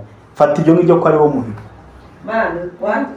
Kandi umuhigo urimo gutanga icya 10, ubwo warahize ko ugomba kugitanga. Umuhigo urimo ko uzatanga ituro ry'ishimwe, ubwo nubisohoza uzaba warasohoje iki? Umuhigo. Umuhigo urimo kuzagirira umuntu neza, numugirira neza uzaba usohoje umuhigo wagize gute, wahize. Ubwo rero definition cyangwa se ubusobanuro bw'umuhigo ni ukumaramaza gusohoza ibyo wagambiriye. Icyo wavuga ko ari umuhigo muri rusange. Ahubwo wowe tandukanya kumva wowe umutima nama wawe ukubwira ngo nzakorera Imana mu buzima bwanjye bwose, nzubahisha Imana ibyanjye. No kumva ko umuntu ari kukubwira ngo uzakora iki kandi nutagikora hazaba iki, igereranye ubutandukanye. Higa no kuguhatira ngo higa ibingibi bihige kandi bisohoze. Kubera iki mudahiga?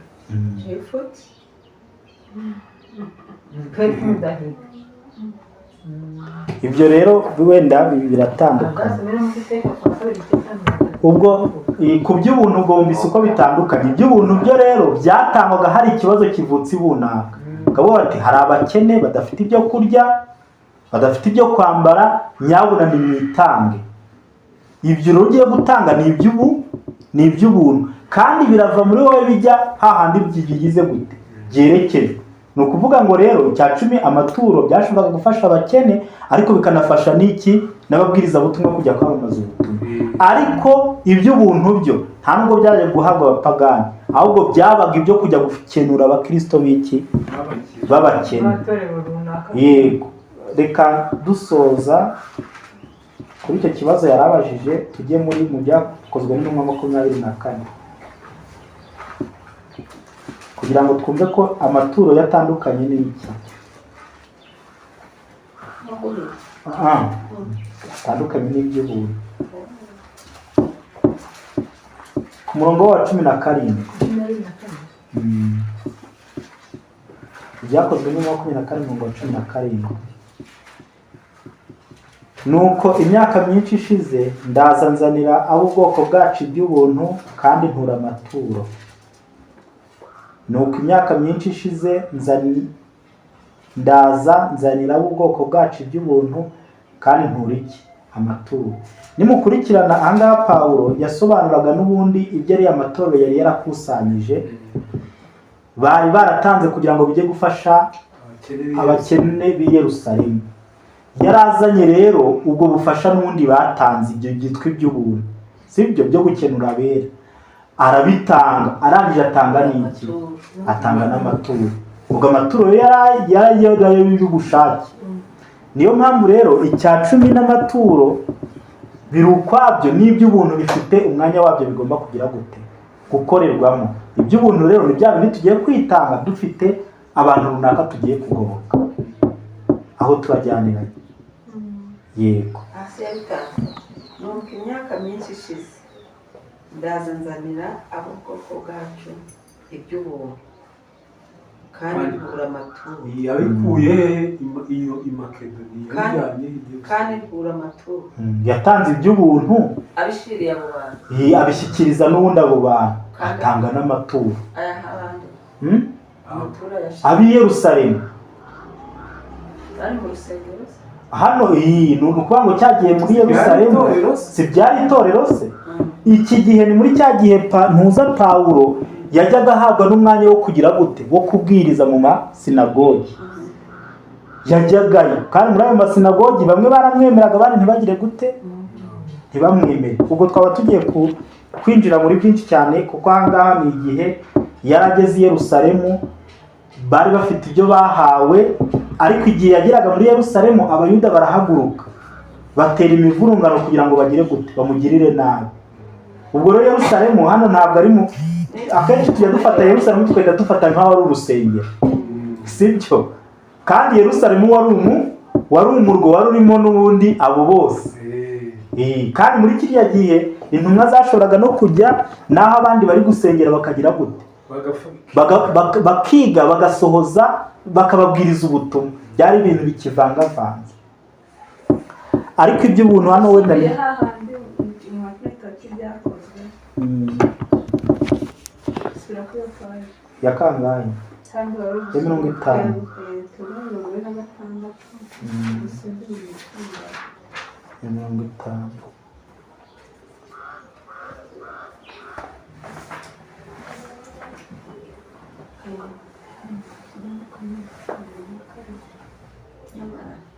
Ya 50. Uhereye ku gihano hari kuvuga ngo nyamara imitima y'abantu inangizwa n'ubugugu, kandi nk'uko byabaye kuri Ananiya na Safira bagera ikirenge, bagira ikigeragezo cyo kugumana igice cy'ikiguzi, nyamara bakagaragaza byanikize ko bubahirije iby'Imana basaba. Abantu benshi baye umutungo wabo bikorera ibibanezeza. Abagabo n'abagore bareba ibibashimisha kandi bakanezeza irari ryabo. Abagabo n'abagore bareba ibibashimisha kandi bakanezeza irari ryabo. Bareba ibibashimisha kandi bakanezeza irari ryabo mu gihe bazanira Imana ituro rito batanabishaka. Bibagirwa ko umunsi umwe Imana izababaza gusobanura uko bakoresheje umutungo wayo, kandi ko itazigera yemera ibyo bashyira mu bubiko bwayo bidashitse, kuko itemeye ituro rya Ananiya na Safira. Niyo mpamvu rero nibyo dutura hano nyine kwivugisha kuvuga ngo gutura ituro ridashyitse, kurisobanura. Ituro ridashyitse ni nk'ahandi twabonye abantu bashobora gusabwa kwitanga, wowe ugatanga ibigusagutse ariko bitarimo kwigomwa, cyangwa muri cya 10 dusabwa gutanga, wowe waba wungutse 10,000 ukavuga uti ndatangamo 500, sibyo? Ubwo ni mu ngero zitandukanye turabigira. Ahubwo abizera tugirwa inama n'ibyanditswe ko ku wa nyuma w'isabato izuba ritararenga. Ntitubishobora ariko ni Satani wabitunyuze. Ab'umuryango bagomba guhura bakaba mu mutungo babonye, bagakuramo icya 10, bagakuramo ituro, noneho rya turo bumvikanyeho akaba ariryo bazanira Imana. Ariko muri iki gihe urakoresha umutungo wawe uko wiboneye, byagera ku isabato wasanga ibiceri hariya, ibyo ndajyanira Imana. Wasanga akanoti hariya, niko ndashira Imana. Urumva ari uko. Hano muri rusange ikindi umuntu yabivugaho ntabwo riba rishize. ubundi icyo wabivugaho iwacu muziriye amafaranga y'abakongomani hari inoti byinshi, ariko ukaba utatura naguze n'ikiro cy'ibirayi kandi urayafite. Kubera abandi bagiye gutura ukazana nka desi asubira no hano muri cya gice cya 20 buri wakigura kiguzi iki. Ufite amafaranga ntabwo ari ryasenge ry'umupfakazi, ariko kujya gutura ikintu nawe utagira icyo wakigura ukakizana mu buri kubw'Imana, icyo bagihuguyeho cyinshi Afurika ko ari ifu. Naramugabo ntaguciye mu ijambo mama Gasipa, ufite amafaranga ku mufuka wenda ni 3,000, ariko ukavuga uti ndakuramo 1,000, oya reka nguremo 500, akaba uje gutura kandi byabindi byose ukazabikoresha imfabusa. umva amashoni cyangwa ikintu cya 10 simbo icya 10 nari cyanditse ni ituro ry'ubushake, ntabwo ari agahato. Icya 10 ni agahato. Itegeko ryo ko ngomba kuryubahiriza. Yego. Nubahirije icya 15, adasigaye navanaho nakinuza amacumi yanjye, cyangwa nkanjye ituro ryo gushima, cyangwa ituro ryo kwisabato rya ituro ry'ubushake. Noneho mvanye 500 nabakira. Oya bari bari gusobanura ikidashyitse n'iryo turo. Reka mugerekane n'iryo turo rishobora kuba ridashyitse niba warungutse 100,000, siko bimeze. Usabwa gukuraho 10,000. None ugiye gutura, sibyo? Wanakemuye amakene yawe usigaranye 50. Ugiye gutura ufashe uduceri, twasigaye uradutanze. None se ubwo ibyo turo ryo rirashyitse? Oya ubundi umutima wawe nawo wabikwibwira ngo ridashye. kugeza ubu Nubwo nabyo yego ari ubushake, ariko si ubwo bushake burimo gushyira mu gaciro. inshuti yawe wayibusa. Iyi inshuti yawe wayihubushya, ubwo Kristo wamuha utwo duceri. ahubwo hari amagambo arakoze, ijambo rikomeye ngo bibagirwa ko umunsi umwe Imana izababaza gusobanura uko bakoresheje umutungo wayo, kandi ko itazigera yemera ibyo bashyira mu bubiko bwayo bidashyitse, kuko itemeye ituro rya Ananiya na Safira. Ubona ubutaha Imana itemeye ko watuye n'ubundi usanga mu maso y'Imana ntacyo wakoze, ntacyo mumaze bishoboka na muguma ntibwemewe ahubwo buzagushyira mu rubanza. Kandi n'ibyo uri gutasi ibyawe N'ibyo kwimana si ibyawe. urayimye. Wari wa mwana uhereza ikijumba wakongera ukamusaba akagira niyo mpamvu twize ngo turacyarabukuranizwa amata. No ku ituro tugomba gusubira ku kigwa kitubwira ko tugomba kubitegura ku wa nyuma, rigategurwa rigashyirwa ku ruhande, ukazaterura ibyo wasabye ndetse bo tukanarisengera. nakomeye kuko byavuze ngo abagabo n'abagore bareba ibibashimisha kandi bakanezeza irari ryabo mu gihe bazanira Imana ituro rito batanabishaka. None mugari bya biceri wanejejwe no guhaha tofu, unezezwa no kugura umuceri n'ibirungo, ugura n'iby'umutima washaka byose. Biranezeza umutima wawe, ariko ikiranezeza Imana ngo ndakuzanira kuba duceri asabitse 200. nzatura iki? Yewe we, 200 ntacyo ndayabika ntabwo niguze. n'ay'Imana. ntaya niyo nzatura. turaba kubabarirwa. Hano rero bavuze amagambo akomeye, reka nayo tuyasoma wenda nayo nagomba gusoma nyareke. Nimureke dukomere ku kuvugisha ukuri kandi bihinduka umugabane w'ubugingo bwacu. Gufata ukuri nk'ibikino no kuguhindura tugira ngo guhane n'imigambi y'ibyo umuntu ararikiye ni ukurimbura ukwizera. Muhagarare mushikamye mukenyeye ukuri. Umuntu wese utavugisha ukuri aba agurisha ubugingo bwe mu isoko ry'imburamumaro. Ibinyoma bye bishobora kugaragara ko byafasha mu bihe bikomeye. Ashobora kugaragara ko ibyo akora bitera imbere kuruta ibyo yari kunguka iyo aza gukoresha ukuri. Nyamara ageraho atagira uwo yiringira.